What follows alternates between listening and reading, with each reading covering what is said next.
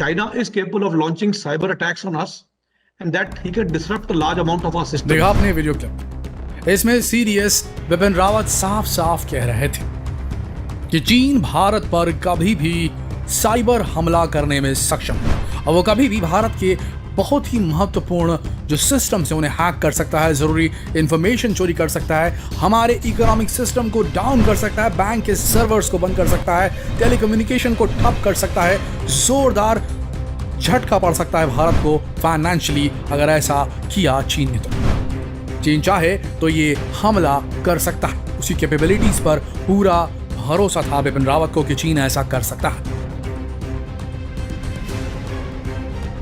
ध्यान से सुनिएगा, इसीलिए वो तैयार कर रहे थे भारत की पहली एंटी साइबर अटैक टीम, वो भी मिलिट्री विंग। जी हाँ, एक ऑफिशियल मिलिट्री विंग तैयार कर रहे थे जनरल सीडीएस बिपिन रावत, भारत की जो भारत में साइबर हमले को रोकती और साइबर फोर्स बनाती एक भारतीय हैकर्स की जो कि मिलिट्री फौजी होते। जो मिलिट्री में एक साइबर विंग का होना समझ में आ रहा है आपको दोस्तों। बिपिन रावत फ्यूचर की सोच रहे थे और वो जानते थे कि अगला जो युद्ध होने वाला है वो इंफॉर्मेशन के आधार पर होगा, डिजिटल होगा, वो पूरा आईटी के क्षेत्र से रिलेटेड होगा। जो कुछ भी होगा वो नॉन फिजिकल होगा, साइबर हमले किए जाएंगे, एक देश दूसरे देश पर साइबर हमले करेगा और उसके फाइनेंशियल गतिविधियों को ठप कर देगा, उसकी कम्युनिकेशन को ठप कर देगा, वो देश काम करना बंद कर देगा जिस पर साइबर हमले हुए। और इसीलिए वो भारत को एक बेहतरीन साइबर वॉल से, पूरी तरीके से एक फायर वॉल से सिक्योर करना चाहते थे ताकि आने वाले समय में अगर चीन भारत पर साइबर अटैक करता है तो भारत के सिस्टम सिक्योर रह सके, भारत की जो सारी इंफॉर्मेशन हो भारत में ही रह सके, भारत की बैंकिंग सिस्टम फेलियर ना हो, भारत का कोई भी नेटवर्क फेल ना हो। यहां तक कि बिपिन रावत इतने दूरदर्शी थे, जैसा कि आपने वीडियो में सुना, उन्होंने कहा कि हम और चीन, इन दोनों देशों के बीच में टेक्नोलॉजी का डिफरेंस है। उन्हें मालूम था कि उनका दुश्मन कितना स्ट्रांग है, चीन कितना स्ट्रांग है। वो साफ साफ कह रहे थे कि चीन भारत से बहुत आगे है साइबर हमले की अगर बात की जाए, साइबर टेक्नोलॉजी की अगर बात की जाए। तो वो ये भी कह रहे थे कि चीन ने अगर हम पर हमला किया हो तो हम इसे रोक नहीं पाएंगे, लेकिन अगर हमने फायरवॉल बना ली तो ये कर सकते हैं कि जो डाउन टाइम रहेगा, जो हमले का जो असर रहेगा उसे कम किया जा सकेगा। हमले की वजह से जो हमारे सिस्टम्स बंद होंगे, शट डाउन होंगे, उन्हें कम समय तक के लिए शट डाउन रखा जाएगा और इस दौरान जब कोई साइबर अटैक होता है, कोई साइबर स्ट्राइक होगी तो उस वक्त फिर भी हम किसी तरीके से जो मेन मूलभूत सुविधाएं उनको सुचारू रूप से कैसे चला पाएंगे, ये सिस्टम एस्टैब्लिश करना चाहते थे जनरल सीडीएस बिपिन रावत भारत में। जरा सोच के देखिए कितना दूरदर्शी सेनापति मिला था भारत को। लेकिन फिर हुआ क्या? बिपिन रावत जी आज इस दुनिया में नहीं, लेकिन उन्होंने जो रोड मैप तय किया है, अगर ये पूरा हो गया होता, अगर बिपिन रावत जी 5 साल और जी गए होते तो भारत को मिलता साइबर फौजियों का एक पूरा विंग, एक पूरी टुकड़ी जो भारत को आने वाले फ्यूचर में पूरी तरीके से साइबर सिक्योर कर देती। और उसके बाद हमारे देश पर अगर कोई हमला होता, साइबर हमला, ये युग ही डिजिटल चल रहा है दोस्तों। आप सब जानते हैं ये युग मिसाइल्स, गोलियों, बारूदों और विस्फोटकों का नहीं, ये युग है डिजिटल इंफॉर्मेशन का।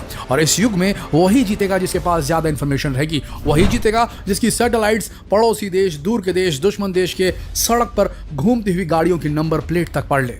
वही जीतेगा जिसके पास ये शक्ति हो कि वो दूसरे देश में, अपने दुश्मन के देश में मौजूद सारे सीसीटीवी कैमरे को हैक करके लाइव वहां से टेलीकास्ट देख सके। वही जीतेगा जो दुनिया में किसी भी मोबाइल फोन को, चाहे वो दुश्मन देश के जासूस का मोबाइल फोन है, उसे हैक करके उसकी सारी इंफॉर्मेशन कैप्चर कर ले। दुनिया के दूसरे देशों में, दुश्मन देशों में मौजूद टेररिस्ट ऑर्गेनाइजेशन में जो हमले होने वाले, जो हमले करने वाले फिदाइन होते हैं, जो खतरनाक लोग होते हैं, उनके मोबाइल नेटवर्क को ट्रैक करके उनसे इंफॉर्मेशन निकाल के अपने आप को और अपने देश को सिक्योर कर सके। वही देश जीतेगा, वही देश सबसे पावरफुल रहेगा। आप समझ रहे हैं हम क्या कहना चाह रहे हैं? तो बिपिन रावत भारत को एक साइबर आर्मी देने वाले थे। इतनी बढ़िया सोच वाले जनरल सीडीएस रावत को एक छोटी सी, सोचिए सर, एक MI7 हेलीकॉप्टर के क्रैश होने की वजह से अपनी जान देनी पड़ी, सिर्फ खराब मौसम से, एक टेक्निकल खामी की वजह से। जरा सोच के देखिए दोस्तों, अगर हमने उन्हें बचा लिया होता, उन्हें MI7 की जगह चिन्हूक हेलीकॉप्टर में ट्रांसपोर्टेशन का मुहैया कराया होता तो ज़्यादा बेहतर होता। सोचिए दोस्तों, वो ज़रा सी खराबी ना हुई होती, वो ज़रा सा खराब मौसम ना हुआ होता, वो थोड़ा सा ज़्यादा केबल हेलीकॉप्टर होता तो शायद बिपिन रावत हमारे साथ होते और सोचिए भारत को फ्यूचर में फ्यूचर सिक्योर आर्मी मिल जाती। लेकिन ये नहीं हो पाया।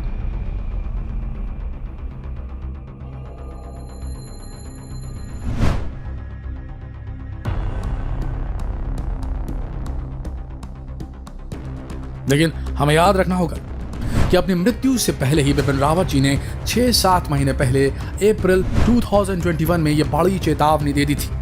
उनके पास भी इंटेलिजेंस होगी और इंटेलिजेंस से उन्हें खबर भी मिलती रही होगी। ये बात किसी से छिपी नहीं है कि अजीत डोभाल जी काफ़ी करीबी थे बिपिन रावत जी के।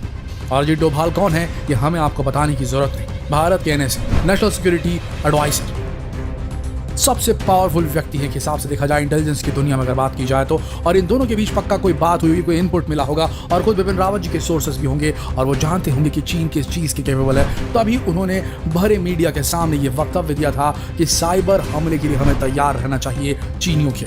इसके पहले भी वो महामारी के लिए चीन को दोष दे चुके थे। जब कोई ऑफिशियल सामने आकर चीन की बुराई करने से गुरेज कर रहा था तब जनरल बिपिन रावत एक देश के joint army chief CDS chief of defence जो स्टाफ थे उन्होंने ऑफिशियली ये कहा था कि चीन के द्वारा ये जैविक हमला हो सकता है।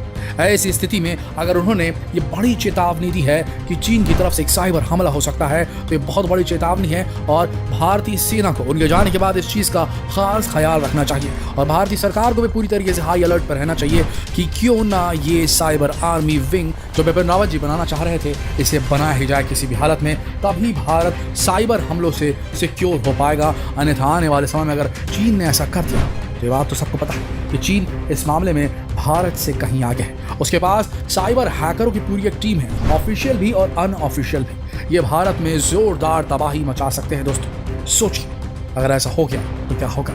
तो इस चेतावनी को अपने दिमाग में हमें रखना होगा।